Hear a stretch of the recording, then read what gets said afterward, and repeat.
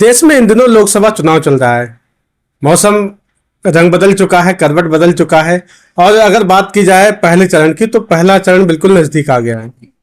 तो हम चुनावी मुद्दे पर बात करेंगे और कई तरह के जो है राजनीतिक मुद्दों पर बात करेंगे। हमारे साथ इस वक्त मौजूद हैं Al Ansar social movement of India के सदर जनाब ताजुद्दीन अंसारी जी।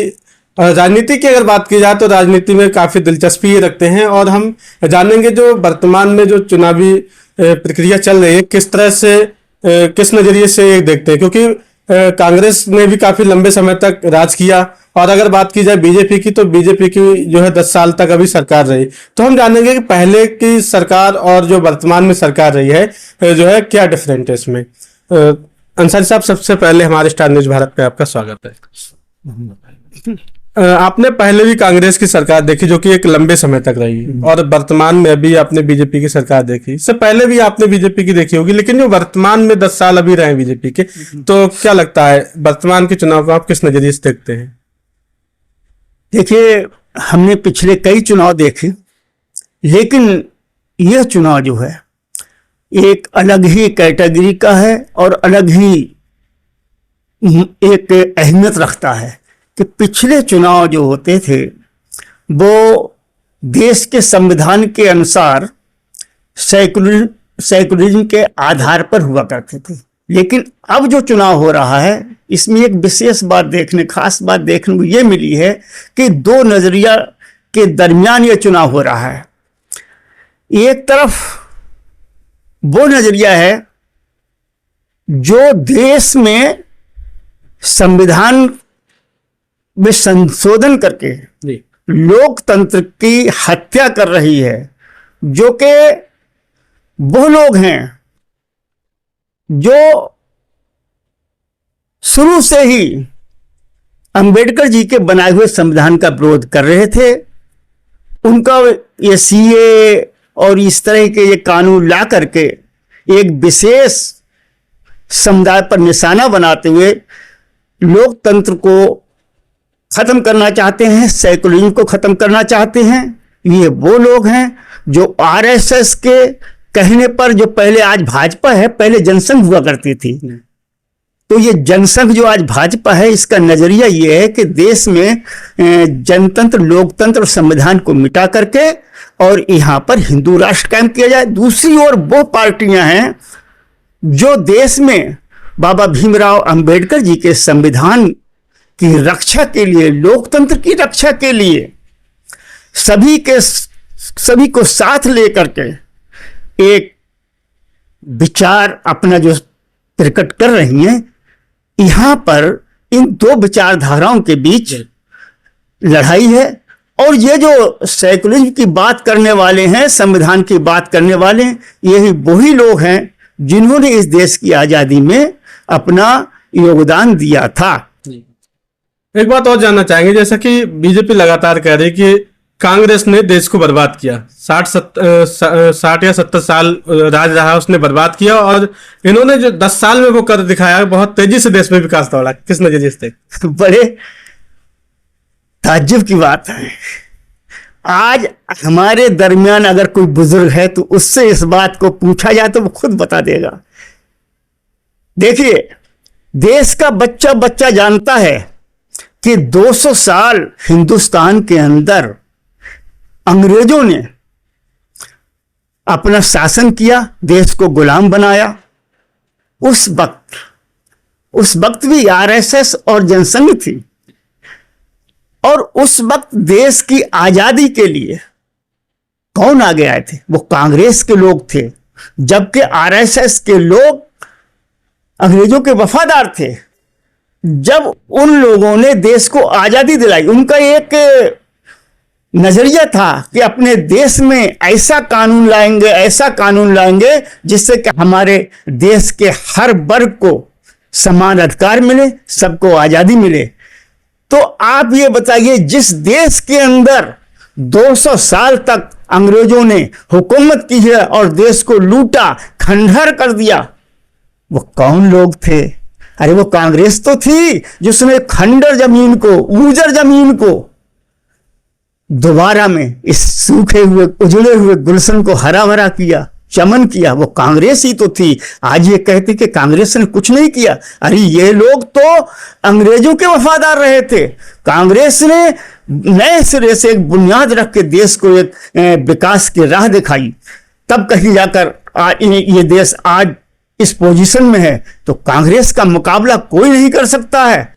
और ये जो कह रहे हैं कि हमने विकास किया, ये तो एक चलती हुई ट्रेन पर सवार हो गए हैं। विकास तो असल में जो उजड़े हुए चमन को अगर किसी ने बहार दिए वो सिर्फ कांग्रेस ने दी है। ये गलत बोलते हैं, झूठ बोलते हैं। अगर ये झूठ बोलते हैं तो बीजेपी देश में इतनी मजबूत क्यों है? बिल्कुल आपने सही कहा।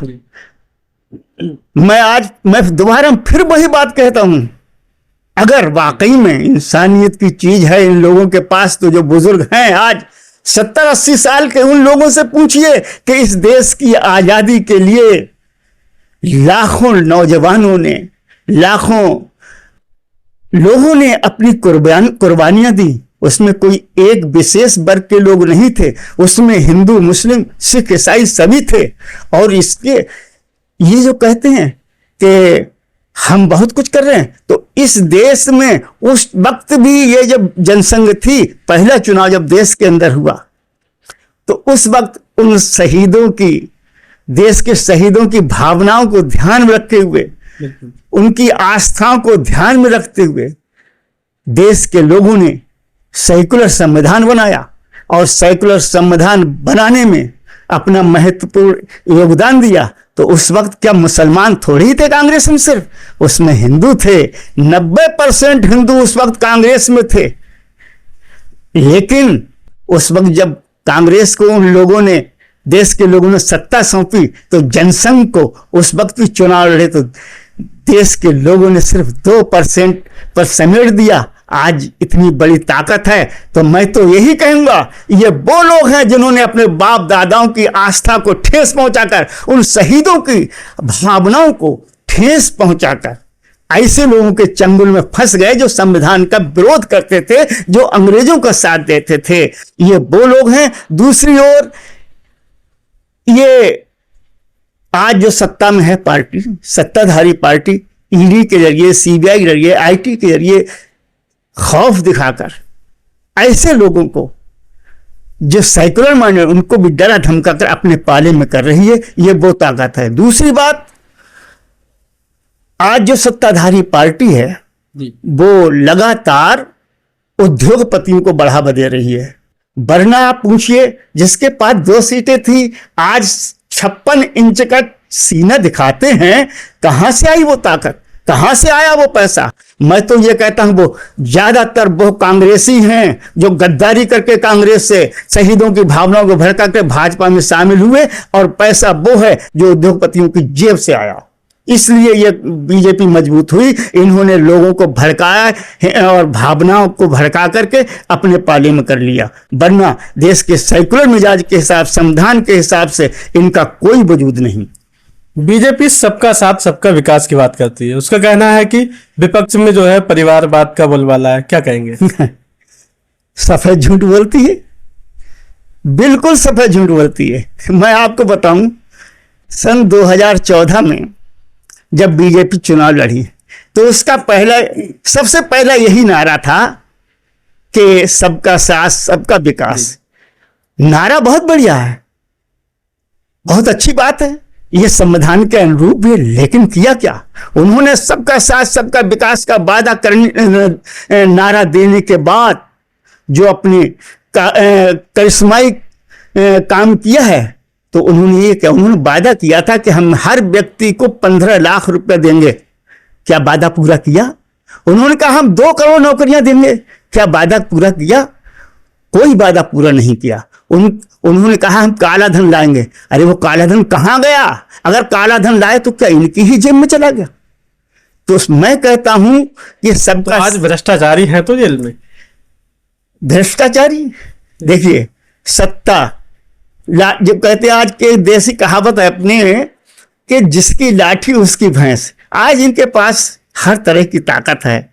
आज इनके पास हर एक पर इनका कंट्रोल है। उस के हिसाब से अगर मैं जब बताऊंगी कि भ्रष्टाचारी को जेल में भेज रहे हैं, तो वही भ्रष्टाचारी जिनके पास ये कहीं कार्रवाई करते हैं, छापा डलवाते हैं, लेकिन जब वो दबाव में आ जाता है, फिर इनके साथ में आने के बाद वो भ्रष्टाचारी क्यों नहीं रहता?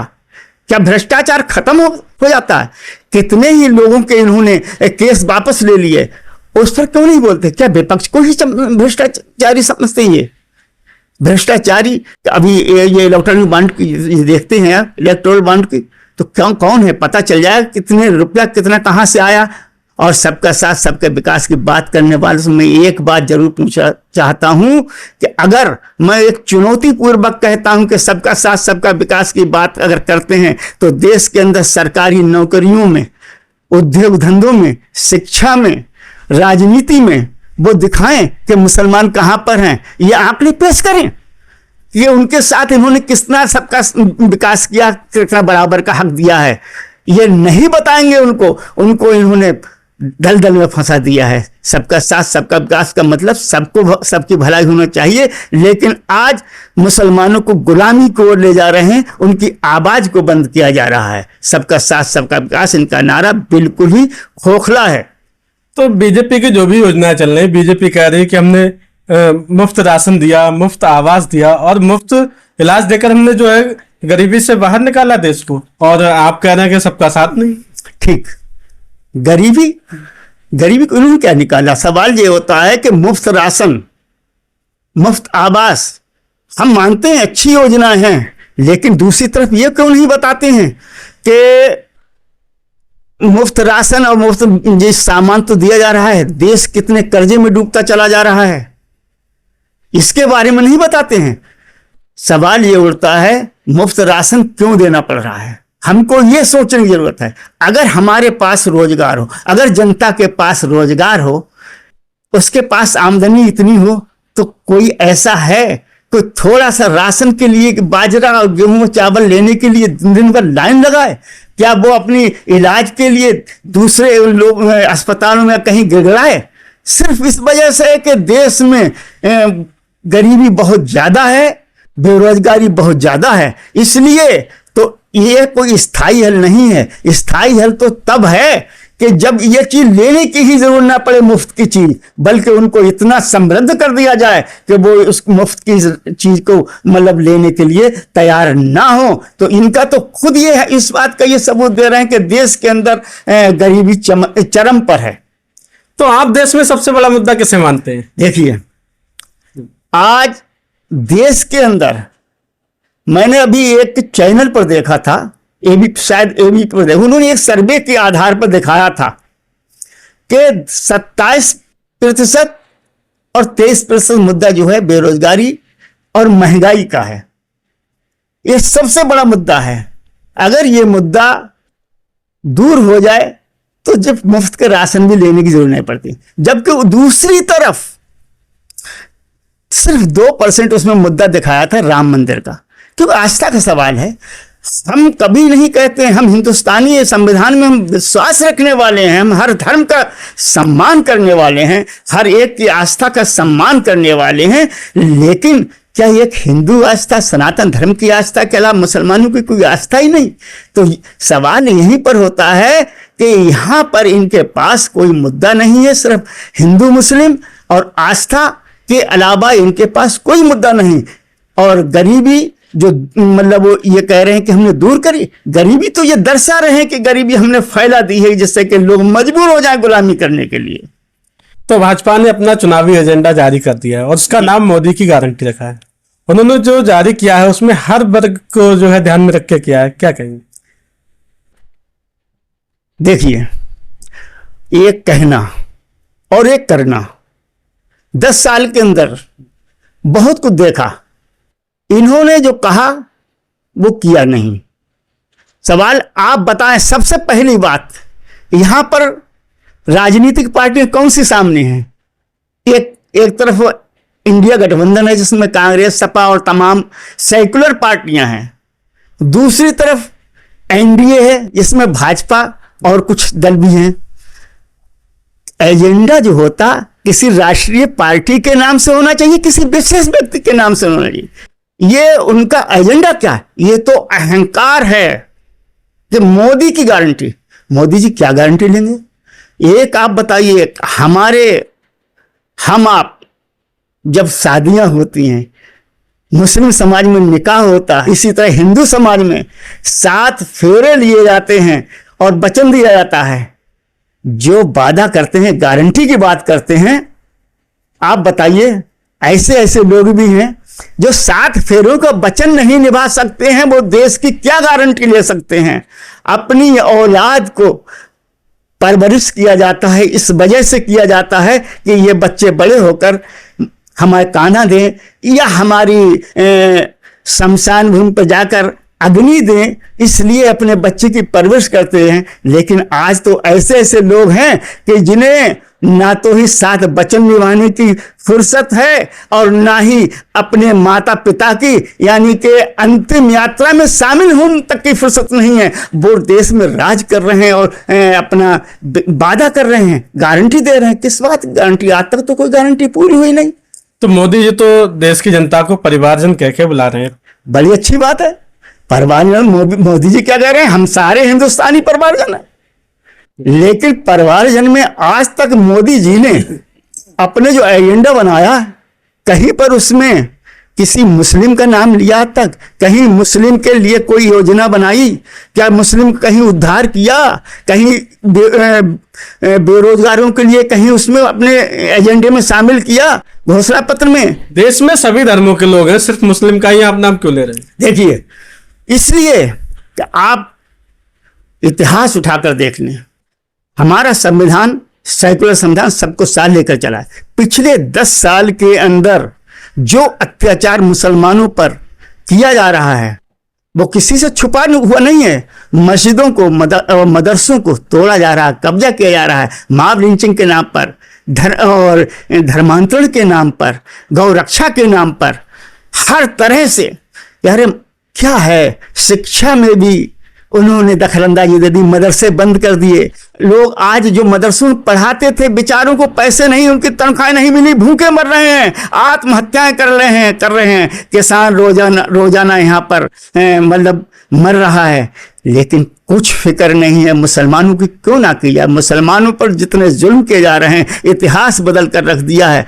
शिक्षा पर, खान पान, हर एक पर पाबंदियां लग रही हैं, इबादत पर पाबंदियां। क्या कभी पहले ऐसा हुआ कि एक नमाज पढ़ते हुए आदमी के लात मार दी हुआ? क्या मुसलमानों की आस्था नहीं है? हम सबसे, और आज भी हमें भरोसा है कि हिंदुस्तान का आधे से ज्यादा हिंदू समाज सेकुलर माइंडेड है, मुसलमानों को साथ लेकर चलेगा। इन लोगों की ये कभी कामयाब नहीं हो सकते हैं। ये देश को तोड़ने की नफरत फैला रहे हैं, नफरत फैलाने की कोशिश कर रहे हैं, कामयाब नहीं होंगे। तो इस चुनाव में आपका रोल रहेगा?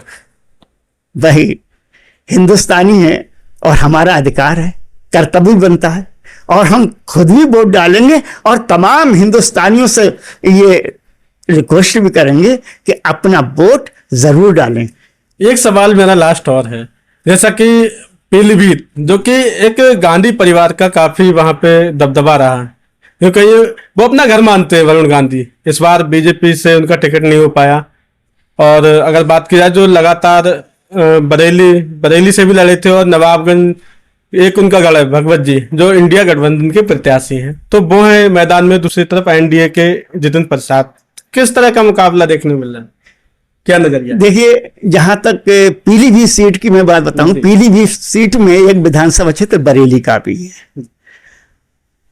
पिछले 8 चुनाव में लगभग 3 दशक हो चुके हैं। वहां पर गांधी परिवार का, भले ही उनकी विचारधाराएं अलग थी, मेनका गांधी और वरुण गांधी वहां पर सत्ता में रहे, सांसद बनते रहे। लेकिन इस बार पहली बात तो वरुण गांधी का टिकट क्यों काटा गया मैं बताऊं। वरुण गांधी वो एक ऐसे व्यक्ति हैं जिन्होंने अपनी आत्मा की आवाज के हिसाब से जो सच्चाई थी उसको सामने रखा, और सरकार की जो गलत नीतियां थी वो उजागर की, बताया। वरुण गांधी, मेनका गांधी वहां के लोगों के दिलों के चहेते हैं, लेकिन इन्होंने सिर्फ इस वजह से कि उन्होंने सरकार की जो है बातें जो हैं पब्लिक के सामने गलत बातों को उठाया, इन्हें पसंद नहीं आया। अब जहाँ तक सवाल होता है जितिन प्रसाद जी का, जितिन प्रसाद जी भी शाहजहांपुर के रहने वाले हैं और भगवत शरण गंगवार बरेली जिले के रहने वाले हैं, बल्कि हमारे नवागुन तहसील में ही मतलब उनका निवास स्थान है। अहमदाबाद गांव के रहने वाले हैं, बहुत ही बेहतर आदमी है शख्स, उनको अच्छी तरह हम जानते हैं। आज उनको वहां पर हमको जात बिरादरी की धर्म की बात थोड़ी करते हैं, हम हिंदुस्तानी हैं, हम तो संविधान के दायरे में रहकर बात करते हैं। आज भगवत शरण वहां पर इंडिया गठबंधन के प्रत्याशी हैं जी, और उनको बड़ी तादाद में वोट मिल रहा है। यहां तक के जो लोग मुस्लिम समाज के लोग मेनका गांधी और बरुण गांधी से बहुत ही क्लोज थे, मिलते थे, वो आज भगवत जी के साथ में है। और बाकी हर समाज का वोट भगवत शरण गंगवार को मिल रहा है, और क्योंकि वो सेकुलर व्यक्ति हैं। और ऐसा ही नहीं, हम यहाँ नवाबगंज में होते हुए भी कुछ समय कुछ क्षेत्र में गए भी हैं, मिले भी हैं। बाकी हम फोन से, क्योंकि हमारी कुछ सेहत सही नहीं चल रही, हमने संपर्क किया है और लोग लगातार बता रहे हैं कि यहाँ पर भगवत शरण का माहौल बहुत बेहतर है और इंशाल्लाह चुनाव भी जीत रहे हैं। जी, बहुत बहुत शुक्रिया स्टार न्यूज भारत को समय देने के लिए। तो ये थे Al Ansar social movement of India के सदर जनाब ताजुद्दीन अंसारी। इनसे हमने जो है राजनीतिक तमाम मुद्दों पर बातें की और जो है वर्तमान में जिस तरह का चुनावी माहौल है, चुनाव चल रहा है, उसको लेकर भी हमने चर्चा की। आगे भी हम जो है जनता से बात करेंगे और जो है हर मुद्दों को लेकर बात की जाएगी। अगर आप चुनाव से संबंधित जो भी खबरें देखना चाहते हैं तो हमारे चैनल स्टार न्यूज भारत को अभी सब्सक्राइब कीजिए और हाँ, कमेंट कर जरूर बताइए हमारी खबरें आपको कैसी लगती हैं।